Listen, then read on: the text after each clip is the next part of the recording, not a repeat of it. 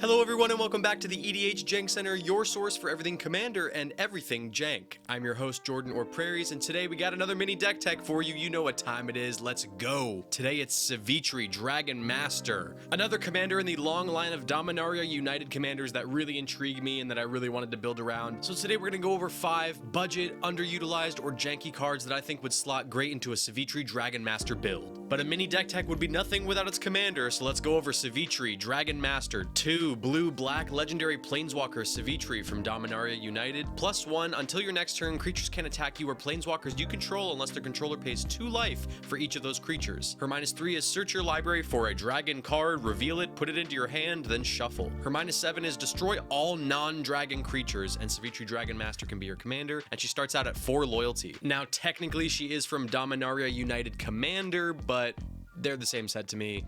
I would say sorry about that, but I'm not, so. Anyways, Savitri is super interesting because already she's a planeswalker. She's not a creature, so we've got a whole new set of abilities that we got stapled to this card right out of the gate. The synergies we have here are for dragons, obviously, but we're in Dimir colors. We're doing Dimir dragons to this thing, which I think is super unique because typically you find dragon builds to be all 5 colors, like the Dragon, or to be red and green, or are there mono red dragon decks? I guess with Drakuseth? Either way, Savitri was really intriguing to me, and honestly, there are actually a lot of dragons that are in Dimir colors that we can use in this build. But for the sake of time and for the sake of money, we are not going to be covering all of those dragons in the list today. We're going to be covering 5 support cards that I think would be great for the build. However, here are some must-include dragons for my Savitri build. Wow. Oh, wow. Oh, wow.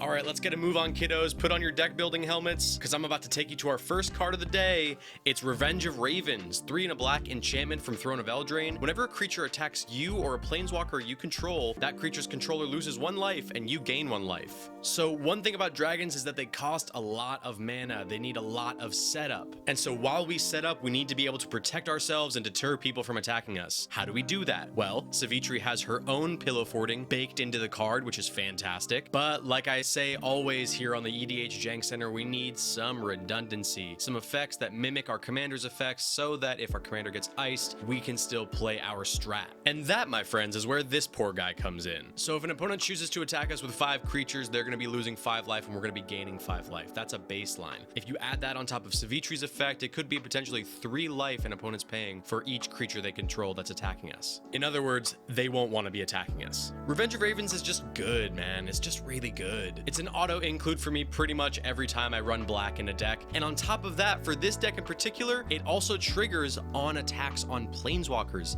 And guess what, folks? Our commander is a planeswalker. That's spicy synergy, baby. All right, coming up next, we got Reflections of Lityara, 4 and a blue enchantment from Kaldheim. As Reflections of Lityara enters the battlefield, choose a creature type. Whenever you cast a spell of the chosen type, copy that spell. A copy of a permanent spell becomes a token. Pretty simple here. We have a dragon copier on our hands. Now, we could choose Starfish if we wanted to, but it's definitely in our best interest to choose dragons. And I mean, yeah, it's just double dragons. As long as they're non-legendary, you don't got to worry about it. Cast away, and you'll get twice as many dragons as you normally would. And who doesn't love that? Anyways, moving on to the next card. The next card up is also our cheapest card of the day. It's Renari, Merchant of Marvels, 3 and a blue legendary creature, Dragon Artificer from Battle for Baldur's Gate. You may cast dragon spells and artifact spells as though they had flash. Choose a background, and it's a 2/4. So if we get this card on the field, not only can we flash in our soul rings and the like, we can also flash in our dragons. Say someone's launching an attack on our planeswalker, we can hold up mana and flash in a big dragon to block, and they'll be blindsided. They'll just literally explode in their chairs. At which point I think you just win by default, so this card should probably be way more expensive. Anyways, the other benefit of giving your dragons flash is that you can wait until your opponent's end step, and in response to their end step, flash in your dragon so that on your turn, it doesn't have summoning sickness and you can start attacking right away. So I don't know about you guys, but I'm definitely buying what this merchant's selling. All right, that segue stunk a whole lot, so let's move on to the next one. Our next card up is Sylamgar's Scorn, 2 blue, instant from Dragons.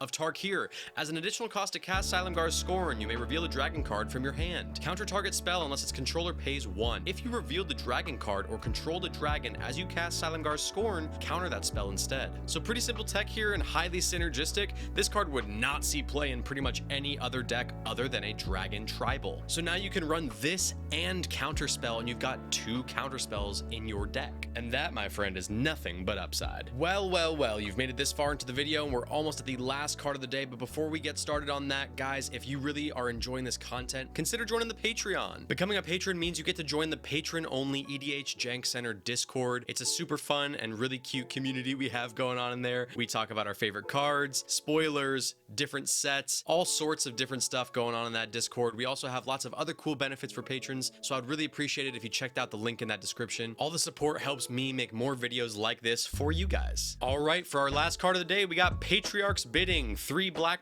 sorcery from Modern Horizons 2. This is the Modern Horizons 2 print because it's only $1.17, while the other one is like $10 million or something. Anyways, each player chooses a creature type.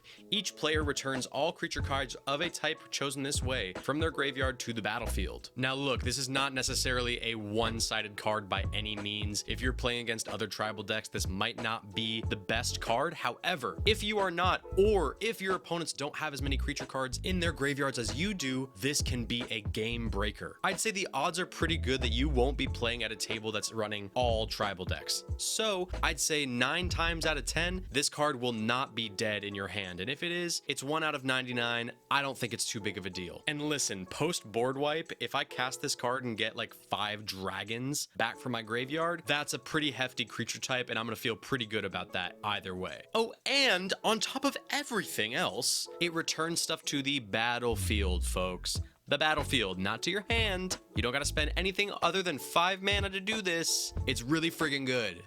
Okay, this is the end of the video. All right, guys, if you enjoyed the video, thank you so much for watching. Make sure you give it a like, subscribe to the channel, and comment down below what cards you would put in a Sivitri Dragon Master build. Do you think I missed anything? And what commander would you like to see me do a mini deck tech on next? I'm always down there in the comment section interacting with you guys, so come on down and have a hang with me. All right, guys, it's time for me to get out of here. Thank you so much again for watching, and I'll see you on the next video.